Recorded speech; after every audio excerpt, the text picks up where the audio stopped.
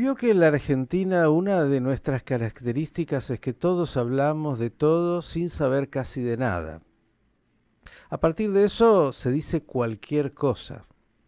Por ejemplo, sobre algo tan delicado como el atentado a la AMIA, yo escucho a muchos que dicen, bueno, no se sabe nada, incluso personas que tienen responsabilidad institucional, que plantean, no, está todo sin saberse, no se ha esclarecido.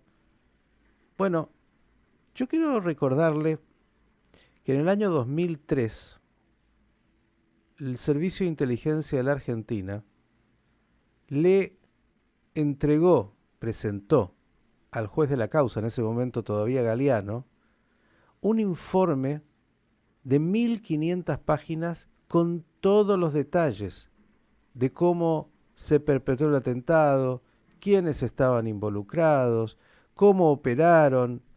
1500 páginas no de filosofía, sino de investigación.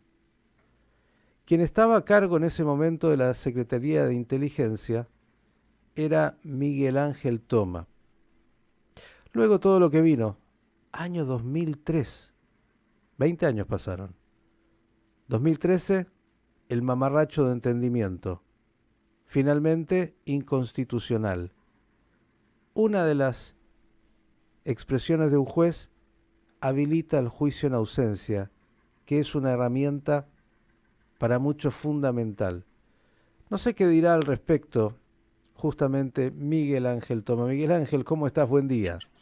Buen día, Miguel. ¿Cómo estás vos?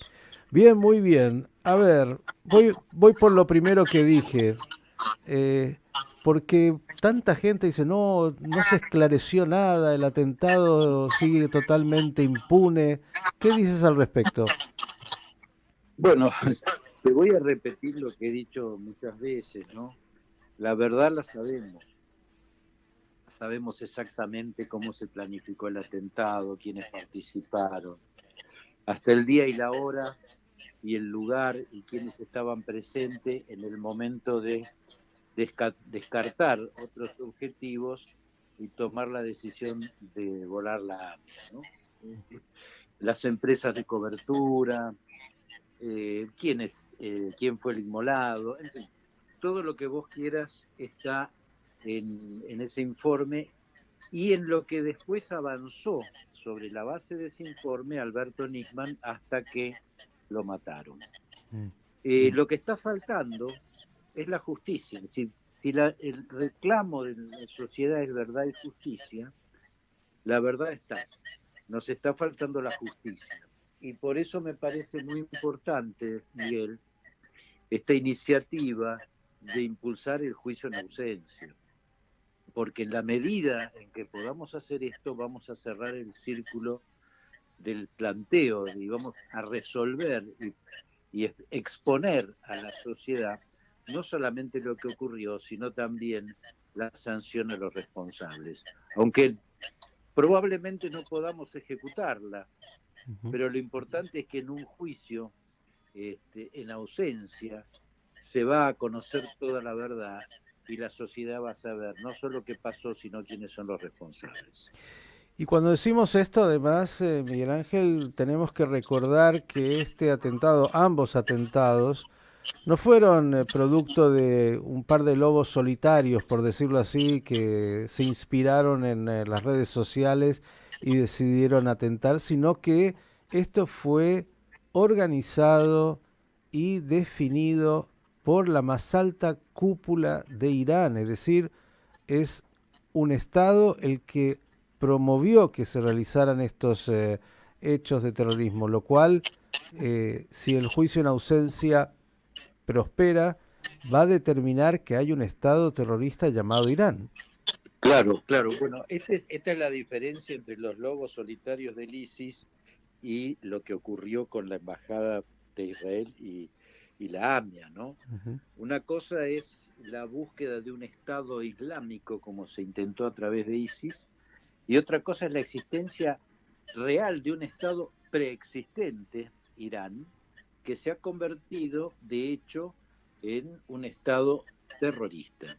Es decir, Irán tiene la capacidad por su poder económico y su proyección política de instrumentar a grupos de terroristas para cumplir con sus objetivos. Concretamente en este caso, como es de conocimiento, la bomba como tal en la AMIA y también en la embajada fue puesta por Hezbollah. Ujú.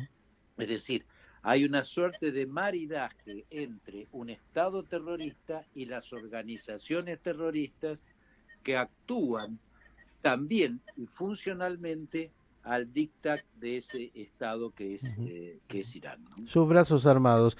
Hay algo que quiero, y te lo pregunto porque fuiste Sí. obviamente el hombre responsable de los servicios de inteligencia. Claro, alguna vez algún político me dijo, si hubiésemos tenido con qué, tendríamos que haberle declarado la guerra a Irán. Esto lo dijo alguien del primer gobierno de Menem cuando fueron los atentados y dijo, no, pero no tenemos con qué. Y algunos otros hoy dicen, bueno, esto puede significar que Irán tome represalias y vuelva a atentar, entonces mejor no hacerlo. ¿Qué dirías respecto de esa lógica? No, bueno, esa es una lógica perversa, ¿no?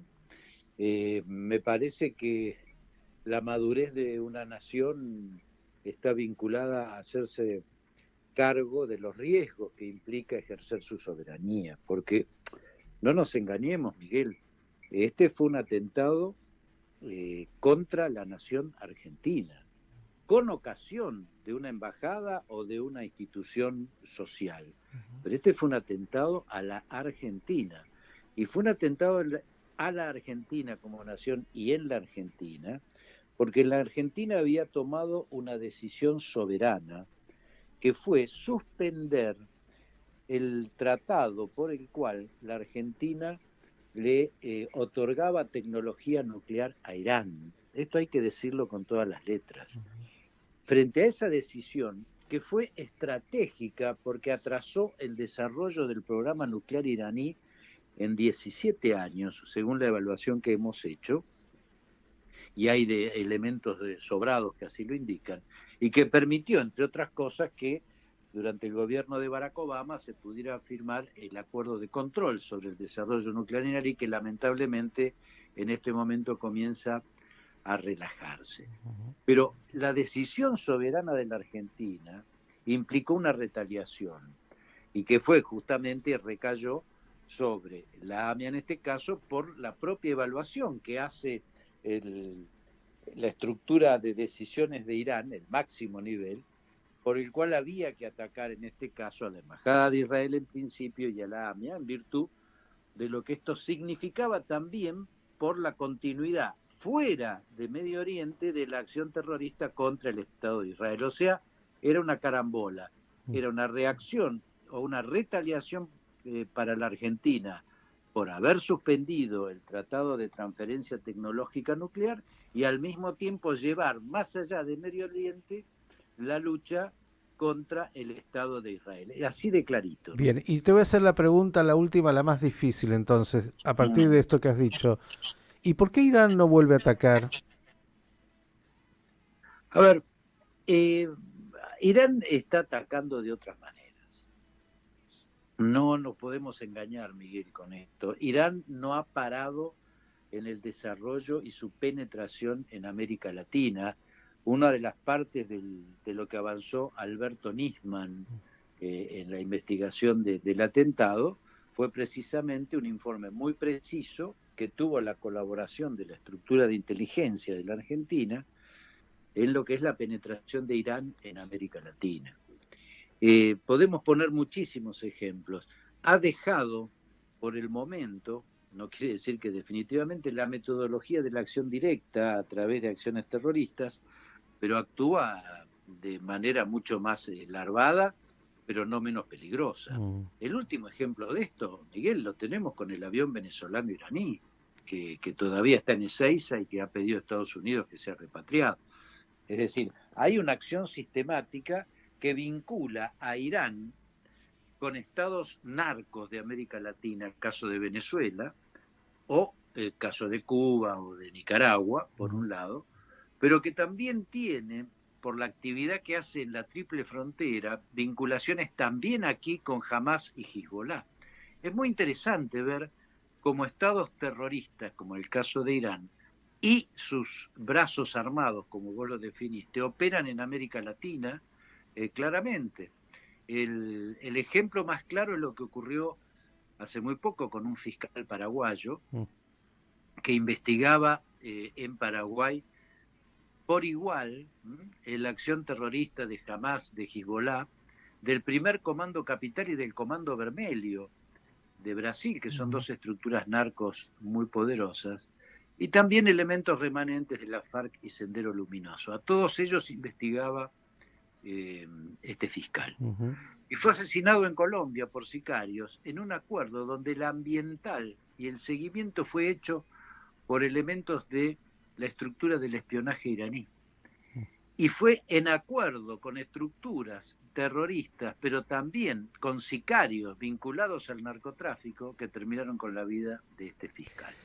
Es decir, cuidado con esto, porque acá hay una acción, esto es muy importante señalarlo, hay una acción de acuerdo, porque tienen intereses circunstanciales convergentes, aunque objetivos estratégicos distintos, entre estados terroristas, organizaciones terroristas, organizaciones narcoterroristas y la narcoguerrilla.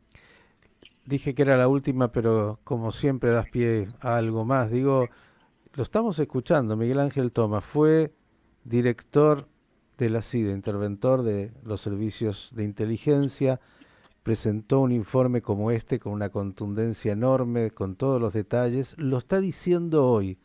Y digo, vos sos un Quijote, un suicida, porque alguno dice, no, pero mejor no pelearnos con Irán, porque no vaya a ser que, digo, también en este planteo que hacía antes, Miguel Ángel, no, mejor coqueteemos con el terrorismo y con todas sus variables, no vaya a ser que se enojen y nos peguen. ¿Hay una lógica como esa?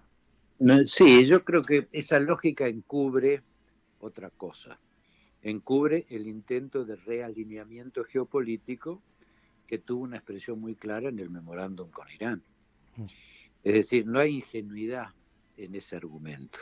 Hay intencionalidad de ponerle una pátina, digamos, de protección, entre comillas, para evitar un nuevo atentado, pero que en realidad lo que encubre es una decisión de integrarse a esa nueva estructura geopolítica que está vinculada con estos miembros que acabo de señalar, con estos países miembros, ¿no? Es más, te diría que hay una relación también muy directa entre Irán, aunque parezca mentira, y el desarrollo de los reclamos del pseudo-indigenismo en América Latina. Hay un caso muy interesante. En Bolivia se hizo un congreso de los pueblos originarios durante el gobierno de Evo Morales.